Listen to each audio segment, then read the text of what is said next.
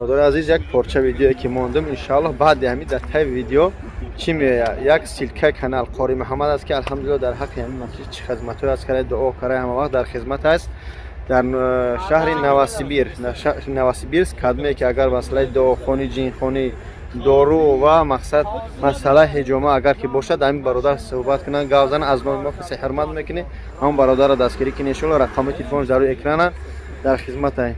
خیلی ما بچه‌های توجیه بچه‌ها قزاق بخیر نگاه داره.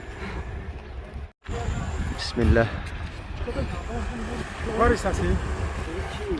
قزاقی در نوار میوی از این مسجد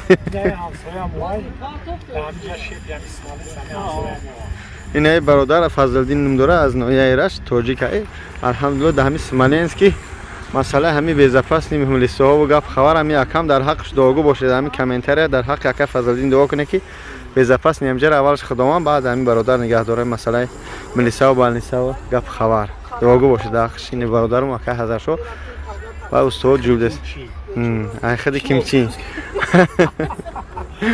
خدا نگه داره اومدیم خدی برادرم اینجا اکا استاد سخن که السلام علیکم و رحمت الله و برکاته. بازو این خیلی نماچی قرار داره. رحمت باشه و دستگیری کرده است. خدا برکت و خدا. همه اکا فضلالدین مسئله ملیسا را به اضافه نگه نه. گاب نیست گاب نیست. خیلی نگه. موزیک بوم میرم میگیره خدا نگه داره. سلامت باشین همه هستن. سرجم. خوشون چشمی که دیده در جهان روی محمد را بدیده کرد و سرمه گردگ سوی محمد را اما محراب عالم شد بنا استاق ابرویش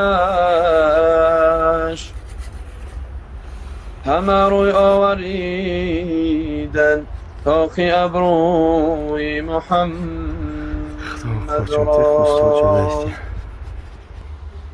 گل گفت که من مذهب دینی دارم خلق حسن و مهر حسینی دارم گویم زی محمد و رنگم زی علی بابوی محمد هم نشینی دارم بابوی محمد هم نشینی دارم حمد به حد و ثنای به اعداد به خدای کی نوری منداد غافر است و رحیم و رحمان است پاک از عیب نه برای یوتیوب گرفته است